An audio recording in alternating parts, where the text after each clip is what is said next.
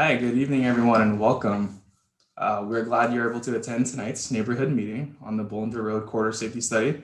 My name is Marlon Amatado, and I'm an assistant civil engineer with the City of Cupertino's Transportation Division. I'm joined by the Kimley Horn staff as well as City of San Jose staff for this project. Some brief project background. The safety study looks at Bollinger Road between Anza Boulevard and Lawrence Expressway. And it's also identified in the City of Cupertino's work program for fiscal year 2020 and 2021. Also, this is a joint collaboration between the City of Cupertino and the City of San Jose. The safety study will consider ways to enhance pedestrian, bicycle, motor vehicle operations, and overall safety along the corridor. And the overall outcome of the study is to identify and compile a set of community-supported improvements that can be used for the City of Cupertino and the City of San Jose to pursue grant funding and other funding sources in the future. Next slide, please. So this meeting will begin with a 30-minute presentation. Following the presentation, we'll have some time for Q&A. So when the time comes, please raise your hand and you'll be added to the queue. Once it's your turn, staff will unmute you and you all have about 3 minutes to speak. Also, you may write your comments in the chat and staff will read them aloud in the Q&A. If you are joining us via phone, to raise your hand, please press *9, and to unmute yourself, please press *6. Please be mindful of the audience and remain respectful as well.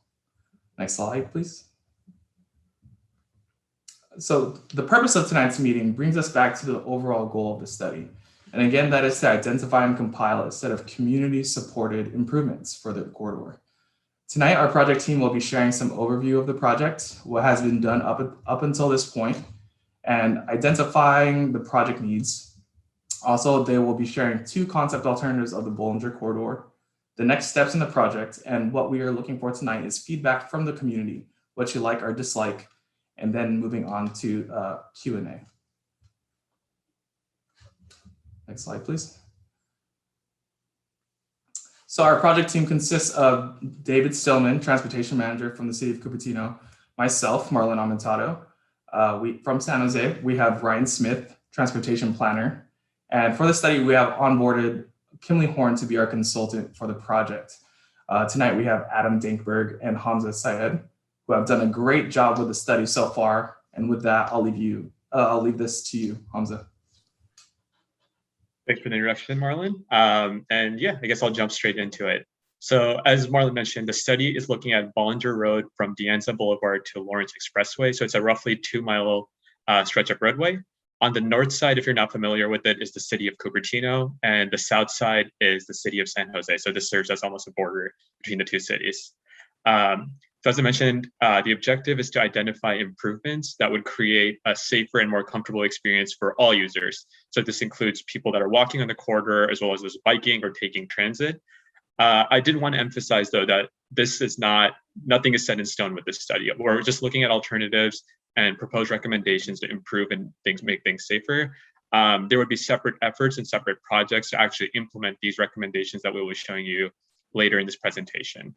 And a key part of this is that we also are not at this time identifying the feasibility or the funding of these individual improvements. So those would all be coming at a later stage of the project.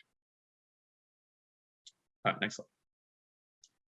So far, after starting this project, our initial steps were to actually go out there and see what was going on. What were the safety conditions on this corridor, what we noted. And this was followed shortly after by a community survey. So thank you to those in attendance that participated in that first round of outreach, and we're hoping that you can participate in this next round as well. So based on this community feedback, we proposed some alternatives, which we'll be going over during this presentation. The next step is to, again, based on the community's feedback, is to kind of refine those or update those, and then those are all going to be compiled into a final study later this summer.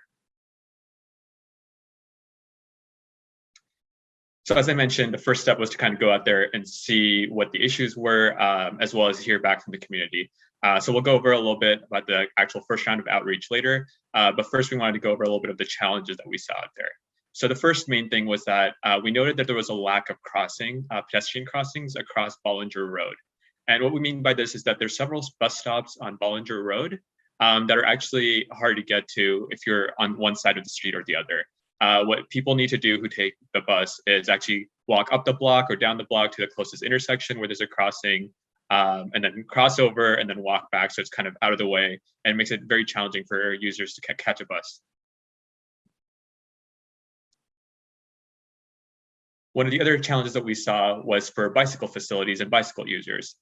So for most of the corridor, there actually is bicycle lanes striped through, but we did know that often there's cars either parked into or blocking the bicycle lane partially or completely, which makes it extremely uncomfortable and unsafe for those users to actually utilize the bicycle facilities safely. So that's actually one of the main components that we explored in our alternatives that we'll be going over. So Bollinger Road, fortunately, actually on both north and south sides has complete sidewalk coverage. So that's actually one of the pros of the corridor. But we did note that in certain parts that it right up across the fence line, and there's like kind of bushes that are growing out, so it almost feels a little bit uncomfortable where you're not able to utilize the full width of the sidewalk. Another challenge that we had, in addition to the lack of crossings, is that some of the crossings that do exist on the minor streets are not properly striped or are not high visibility pedestrian crossings, or they don't have proper ADA, which is the American with Disability Act standards.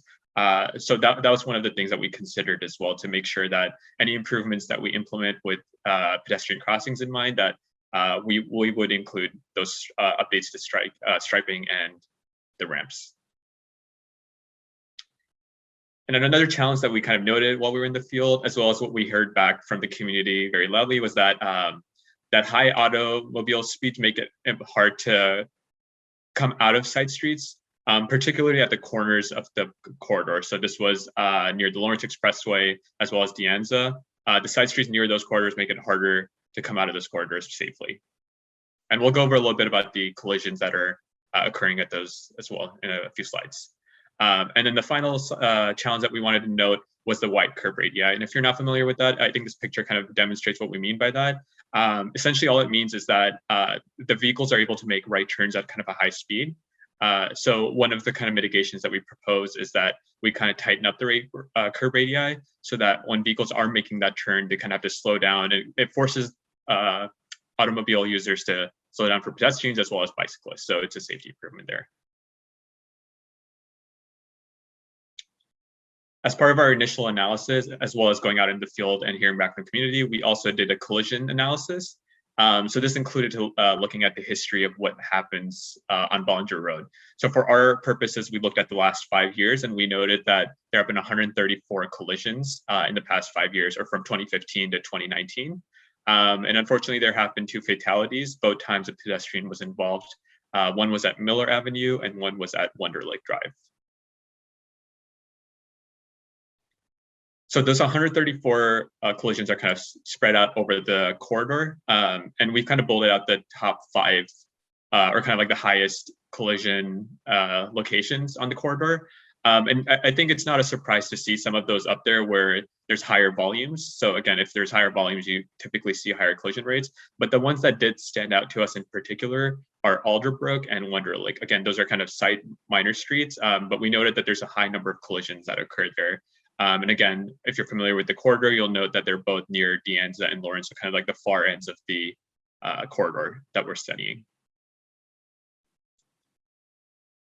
And another facet that is important to understand when we're looking at this is not just the number of collisions, but it's the type of collisions, because those also kind of tell us a certain pattern.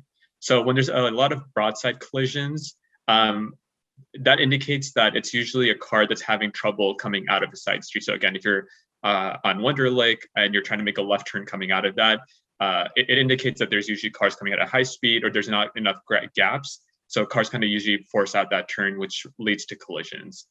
The other kind of collision that we saw a lot of is the rear end collisions, and those are typically associated with high automobile speeds. And then for the next slide, I'd like to turn it over to Adam from our team to take it over from here. All right, thanks, Anza. So we, as Hamza mentioned, we did an extensive outreach process a couple months ago to get community input and engagement on an online survey that we had. And so the survey was pushed out via a variety of digital means, social media, next door, website, schools, both cities. So we used a variety of means to get the word out and encourage participation in the survey. We were pleased to get 247 survey responses on that survey, and as well as 147 interactive feedback map comments. So we had a map where people could add dots indicating where they noted areas in need of improvement or opportunities for improvement. And so we got a lot of feedback collectively between the survey and the online map. There were 734 what we call engagements on the online map, where people commented either positively or negatively towards suggestions raised by others. So a lot of great engagement. We did measure some of the metrics in terms of demographics and user types of the respondents. Not surprisingly, a large number of the respondents drove. Nearly all the respondents drove on the corridor, but it was great to see that a lot of respondents also walk and bike on the corridor. Roughly half walk on the corridor and almost half bike. So it's great to see that type of varied experience on this corridor, as it provides a lot of insight for us in identifying where there are the greatest needs for improvements. So in terms of those priorities, this table lists out the higher priorities provided by the community. So one of the questions on the survey was, what are the highest priority in terms of improvements with the number of different options listed? And so there was a rating of 1 to 5, with 5 being the highest priority. And so this reflects the average. And so you can see the highest priority from the community comments received was about the newer, safer crossings and intersections for pedestrians and cyclists. And so that's really where we have focused a lot of our efforts and attention in terms of identifying feasible improvements. Next up was about the bicycle lanes, vehicle speeds, vehicle congestion, lighting, and on down the line. But we were really focused particularly on that first one, as it was something that really stood out to both us as engineers and as well as the community who lives this corridor every day. I mentioned there's a survey that had, there's an opportunity to provide feedback to specific locations. This is a little snapshot of where we got that feedback. It's, in a way, it's great to see feedback being provided throughout the corridor, although obviously this demonstrates that improvements are needed throughout the corridor as well. Certainly there's a few hotspots that were flagged. Really, Wonderlic is something that stood out to us in the feedback we provided as an area in need of improvement. And then there's a large clustering in the Miller Hyde area as well of areas identified for improvement. And so we really took this information, the comments suggested, the areas in need of improvement, the geographic focus areas, and used that to guide on the process where we identified potential improvements.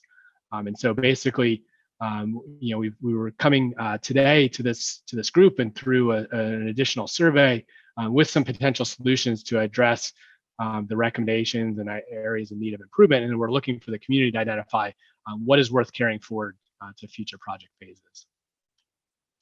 And so we really are, while we have a wide range of improvements included in our set of potential improvements, they're centered really around 4 in particular. These 4 are highlighted in bold that we took out of the community survey. And then bullets shown are some of the strategies that we're recommending to address those needs. So easier pedestrian connections. So that obviously the solution for there is make sure that we provide new pedestrian connections, but we don't want to just provide new connections wherever. We want to make sure that those are safe, that they're safe and they're comfortable to utilize. And one way of doing that is by shortening pedestrian crossing distances. Second one, safer and more comfortable bicycle lanes. There are bicycle lanes throughout the corridor, but what can we do to make them feel safer and more comfortable, more accessible for users who might be a little less confident on their bike, whether it be elderly folks or school children, making sure that these bicycle lanes are usable by all. And a great strategy of doing that is by protecting the bicycle lanes from the adjacent auto traffic. Third one is reducing auto speeds. There's a variety of strategies for reducing auto speeds. And so a couple of them include the speed feedback signage, including the flashing example here on the screen, as well as other strategies such as narrowing the perceived or the actual lane width of the roadway to make it seem more like a community and lower speed street. And then finally, improving pedestrian comfort and safety, particularly given some of those collision history. There are a variety of strategies. Some that talked about the reducing curb radii, making sure that the roadway meets current ADA standards, as well as providing a landscape buffer, which makes the sidewalk further separated from the vehicle traffic and thus more comfortable and enjoyable to use. So there are improvements that are consistent across multiple alternatives. They're universal to implement, but there's a couple distinct different strategies on how to approach this roadway. And so as a result, we developed two different alternatives. Alternative A is lane conversion.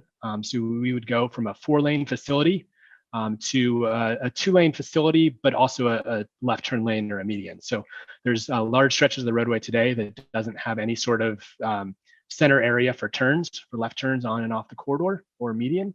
And so we would take one of those lanes and create that left turn space to allow vehicles to make 2-stage turns. But in general, the number of through lanes would be reduced to 1 in each direction. That provides a number of opportunities for pedestrian crossing improvements, bicycle improvements, so forth. Alternative B maintains the existing 4-lane cross section, so it greatly limits some of the flexibility on how we can allocate space. But there still is an opportunity for specific spot improvements at certain intersections, really focused on improving safety and comfort of the corridor. So we have a couple of cross sections to show how the corridor would vary between alternatives A and B. At the top of the screen shows the existing cross section. In this, for this particular slide, we picked a location between Blaney and Miller. The roadway cross section does vary a little bit kind of throughout the corridor. And so we have some additional material on the website, which I'll flag a little bit later on, where you can dive into details, and we have cross sections in a number of different locations, and you can see exactly how it vary. But we picked just a couple locations for the purpose of this PowerPoint, and the first being Blaney and Miller. So on the top of the screen, you can see there's 4 travel lanes, there's bicycle lanes, and then there's a parking lane on one side of the street, but there is no center turn lane. With alternative A, we add that center turn lane, and so that allows you, if you're turning into a driveway or a side street, to pull out of the stream of traffic and basically use the median to complete that turn. Similarly, if you're pulling out of the driveway or side street, you can use that center turn lane as well to complete a 2-stage turn. It enhances the bicycle facility by providing a buffer and protection where feasible for the bicycle facility. There's a variety of different strategies on what that protection for the bicycle can look like. It can be a raised curb. Something similar to that has been implemented recently in Cupertino, a number of locations in San Jose. It can be planters. It could be a bioswale. It could be just flexible posts. There's a variety of strategies, but the idea would be some sort of vertical separation to make the bicycle lanes feel more comfortable and confident. And then anywhere there's parking today in this segment, it would be preserved. In alternative B, there's just a lot less we can do. We can squeeze the lanes a little bit to still allow them to be sufficient width to handle trucks and buses and all that, but pull a little bit of width out of the lanes to provide a buffer for the bicycle lanes.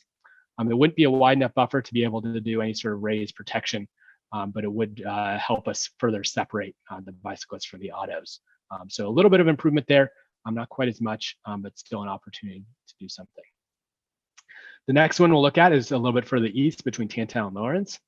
And so this area, again, similar idea, taking the 4 lanes, 2 in each direction to provide 1 in each direction plus the center turn lane.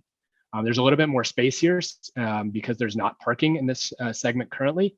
There's no residential driveways actually on the street. All the residential is facing the neighborhoods behind. So there's a little bit more opportunity to have wider buffers and increased protection for the cyclists. In alternative B, we would be able to take that large striped median area and actually potentially be able to do a raised median there. And so that would be an opportunity for landscaping. In addition, anytime that you're reducing the overall asphalt width, it has been proven in studies to reduce vehicle speeds. So it's an opportunity to reduce vehicle speeds, calm traffic, and improve overall safety in the corridor. So just a little bit more information. Alternative A, again, is this lane conversion with protected bike lanes. So reducing the number of lanes will slow vehicle speeds, really allows us to improve the bicycle facilities and make them comfortable for all ages and abilities.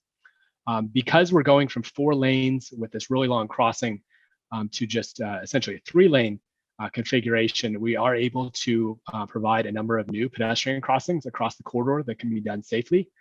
Pedestrian crossings get more challenging when you're having to cross multiple lanes at one time. And so by reducing the number of lanes, we can make pedestrian crossings safer and easier to use. And as I mentioned, the center turn lane makes it easier to turn on and off the corridor, which was also a key contributor that we identified for the collision history on this corridor. Of course, by reducing the number of lanes, it may increase the vehicle travel times in the corridor. You may see more congestion. You may get stuck behind a slower moving vehicle. We haven't done a traffic analysis at this point. If there's interest in moving forward with this alternative, that's something that can be done in a subsequent project phase. Alternative B, still, as I mentioned, gets some benefit in terms of separating the bicyclists out, but without that vertical separation for much of the corridor. There are some segments where we can do the vertical separation, but it's much more limited. Little less opportunity to change overall travel speeds in the corridor because the lane configuration would be fairly similar to how it is today, except for some narrowing where feasible. It does allow for transit islands in a couple of locations, and so that's where the bus would actually stop in the travel lane, and the bike would go behind the bus stop. And so that avoids the mixing issue between bicyclists and buses, improves bus operations, improves bicycle safety, and can provide that benefit. So that's only possible in alternative B. So in terms of drawbacks, the limited opportunity for vertical separation, the little limited opportunity for improving the pedestrian crossings because we're still crossing 4 lanes of traffic without a median. So there's a lot less that can be done for those pedestrian crossings in alternative B. Because the pedestrian crossings is such a big focus, we have a couple of slides particularly on that. So in alternative A, there's an opportunity to do rapid rectangular flashing beacons, RRFBs, at a number of locations, at 6 locations on this corridor. So these are areas that generally do not have crosswalks today, where we would add a new crosswalk and these RRFBs. These RRFBs are devices that are actuated when a pedestrian is there and it flashes brightly to indicate that to drivers that a pedestrian is crossing. Scientific studies have shown that they dramatically increase yield rates, so vehicles yielding to pedestrians in the corridor. But it's not control, so there's no red light or anything like that. It's vehicles still just need to observe the pedestrian and then yield to them. You've probably seen a number of examples around the South Bay where these have been implemented. They're pretty cost effective to implement, and in particular, we're really focusing on implementing these around schools in areas with higher pedestrian activity or longer gaps between crossings. So in alternative B, as I mentioned, there's less opportunity for these crossings because there's still this wide 4-lane section. And it's not really a desirable configuration to have pedestrians try and cross 2 directions of travel in 4 lanes with just the RFB benefit. And so in order to provide new crossings, the solution would be to provide pedestrian hybrid beacons. These used to be known as HAWKs, if you're familiar with that terminology. There's a number of these that have been recently installed along El Camino Real, particularly in Santa Clara, in case you've traveled along El Camino recently. So this actually does have a red light that's similarly pedestrian activated, but then there'd be a red light that would come up, stopping auto traffic for a number of seconds, and then it would start flashing, in which case if it's safe to proceed, then autos can proceed at that point. However, there's some restrictions as far as when and where PHBs can be implemented. You have to meet certain warrants around vehicle activity and pedestrian volume and that sort of thing. And so these warrants would have to be further prepared and assessed to determine where we could install PHBs. Because most locations would not meet the warrants, there'd be a much limited set of locations where we could actually install PHBs. And so therefore in alternative B, there'd just be a much fewer set of crossings, that pedestrian crossings that would be feasible. There's one particular area that we wanted to flag, and that is around Wonderlic. This was a particular area of focus, as I mentioned in the map survey. Also, we saw a lot of collisions here, so we paid some particular attention to what can be done at Wonderlic. And so one of the strategies that we identified, or basically the challenge is there's bus stops here, there's no crosswalk at all, there's a bit of a distance to Lawrence, speeds are generally higher, traffic volumes are generally higher, there's a lot of turning movements at this intersection. And so the strategy that we've identified for potential consideration by the community is to actually limit a lot of the left turns at Wonderlic and build a center median island in this area.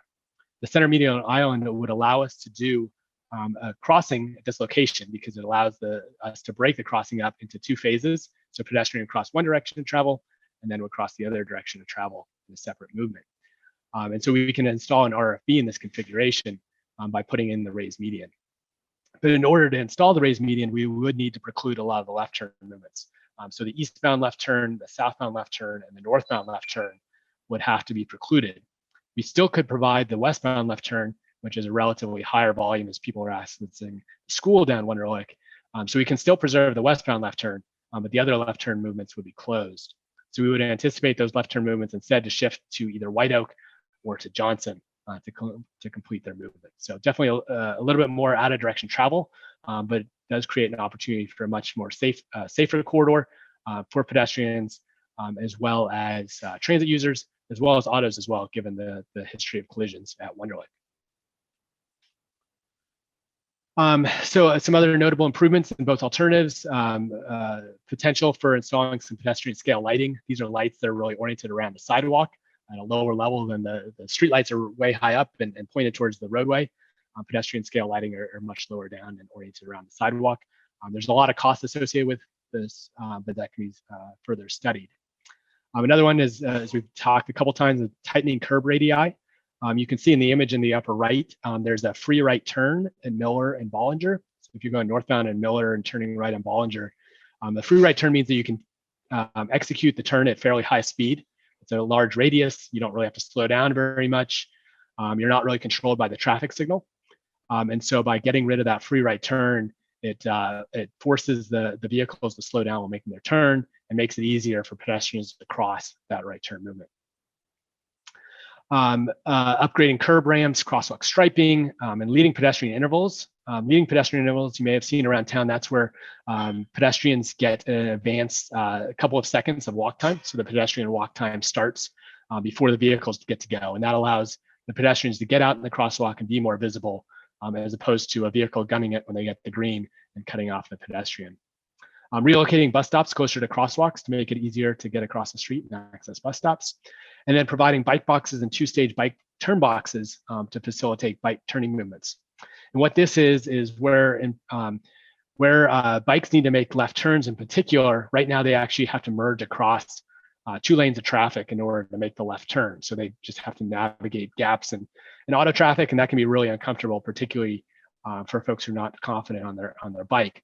And so by providing bike boxes and 2-stage turn boxes, it allows cyclists a designated space where they can complete the turn without having to worry about yield or merging across a moving auto traffic. So it creates a lot safer turning movement both onto and off of Bollinger. And so these would be completed where there's bicycle facilities on connecting streets, which actually occurs in a number of locations on the corridor. So we have lots of detail about all these improvements, exactly where they would be located and all that. Located online, obviously we're not able to go into the detail of every single location here on this call, but we encourage you to go online and check out the materials on the website so that you can get more information about particular locations that you're interested in. And then it's actually this greater level of detail that we have in the online survey. So the online survey is open and available. If you go to the link that's shown on the screen, at the bottom of the page, there's 2 survey links, one to alternative A and a separate one to alternative B. We certainly encourage you to provide your feedback on both alternatives. At this point in the project, we're really looking for community input. We've identified the feasibility of a variety of improvements. We've used our engineering knowledge and all the input we've gained from the community thus far to identify a slate of potential improvements. Now it's really on the community to identify what resonates, what you think is going to be most effective, what fits the context of this corridor, and then that'll give the city the marching orders on where to go next. So we really, really encourage you and all your neighbors and all your friends who live in the area to go on the survey and provide your feedback. It'd be great to get the same level of response as we did in round 1 so that we have a better understanding of community interest and how to move this project forward. The survey is going to be open until May 28th. So please go on and provide your feedback. To wrap up the presentation, in terms of our next steps on the project, certainly we'll be looking forward to reviewing all the feedback that we get on the survey. We'll then use that to select and refine the preferred improvements to consider for advancement. We'll prepare a final report and present that to BPAC, the City's Bicycle Pedestrian Advisory Commission. And then it's really up to the city and to identify grant opportunity fundings and figure out how to advance elements of this project. So certainly a lot of work needs to happen before any construction starts. We need to find funding. We need to further design. So we anticipate additional opportunities for community input and a process around that. So this is certainly not the first or last time, hopefully, that you're hearing some of this information, or at least not the last time you're hearing this information. There certainly will be subsequent steps going forward, but we're really here to get that initial community feedback at this time and figure out how to move forward. And so there's a project website on the Cupertino city page that has some more information and also has the link to the survey page. And so then for today, for the remainder of our time here today, I'm looking forward to answering community input. Certainly encourage you to use the Q&A function that shows up on the bar on the Zoom call here. So certainly encourage you to type out your questions in there, and we'll go through those and answer them. And then alternatively, you can raise your hand and ask a verbal question as well. So certainly looking forward to questions. And we would definitely encourage you to provide, if you have specific feedback of improvements you like or don't like, we certainly encourage you to provide that via the survey. That's our way of aggregating all the feedback that we hear and allow us to quantify the feedback that we hear. Certainly, you can provide that via this Q&A as well. But I think we're really hoping to answer as many questions as possible and then gather that feedback via the online survey.